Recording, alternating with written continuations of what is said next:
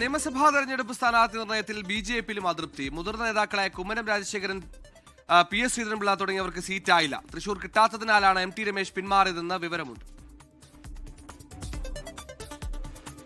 A class മണ്ഡലമായ ചെങ്ങന്നൂരിൽ ഉൾപ്പെടെയാണ് അതൃപ്തി പുകയുന്നത്.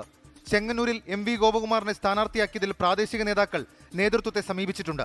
മണ്ഡലത്തിൽ മത്സരിച്ച് പരിചയമുള്ള പി.എസ്. ശ്രീധരൻപിള്ളയോ അല്ലെങ്കിൽ ജില്ലാ പ്രസിഡന്റ് സന്ദീപ് വചസ്പതിയോ ആണ് പ്രാദേശിക നേതൃത്വം ആഗ്രഹിച്ചിരുന്നത്. സംസ്ഥാന രാഷ്ട്രീയത്തിലേക്ക് മടങ്ങിയെത്തുന്ന പി.എസ്. ശ്രീധരൻപിള്ളയ്ക്ക് വിജയസാധ്യതയുള്ള മറ്റേത് സീറ്റ് നൽകുമെന്നാണ് ചോദ്യം. ആറന്മുളയിൽ കുമ്മനം രാജശേഖരനെ പരിഗണിക്കാത്തതാണ് മറ്റൊരു അതൃപ്തിക്ക് കാരണം. മത്സരത്തിൽ നിന്നും പിന്മാറിയ എം.ടി. രമേശിന്റെ അതൃപ്തി തൃശൂർ കിട്ടാത്തതാണ്. കോഴിക്കോട് നോർത്തിലും സീറ്റ് കിട്ടാതായതോടെ എം.ടി. രമേശ് പിന്മാറുന്നുവെന്ന് കേന്ദ്ര നേതൃത്വത്തെ അറിയിച്ചിരുന്നു. തദ്ദേശ തിരഞ്ഞെടുപ്പിൽ വോട്ട് വിഹിതം കൂട്ടി കൊടുങ്ങല്ലൂരിൽ പ്രവർത്തിച്ച ബി. ഗോപാലകൃഷ്ണനും ആഗ്രഹിച്ചത് കിട്ടാത്തതിലെ അസ്വസ്ഥതയുണ്ട്. കാഞ്ഞിരപ്പള്ളി സീറ്റ് നിഷേധിക്കപ്പെട്ടതിന് പിന്നാലെ പാർട്ടിക്കെതിരെ പരസ്യ പ്രതികരണം നടത്തിയ ന്യൂനപക്ഷ മോർച്ച നേതാവ് നോബിൾ മാത്യുവിനെ ബി.ജെ.പി. സസ്പെൻഡ് ചെയ്തിരുന്നു. ഇതിനു പിന്നിൽ ജോർജ് കുര്യനാണെന്നായിരുന്നു നോബിളിന്റെ ആരോപണം. നോബിൾ കാഞ്ഞിരപ്പള്ളിയിൽ സ്വതന്ത്ര സ്ഥാനാർത്ഥിയായി മത്സരിച്ചേക്കുമെന്ന് സൂചനയുണ്ട്. 24 തിരുവനന്തപുരം.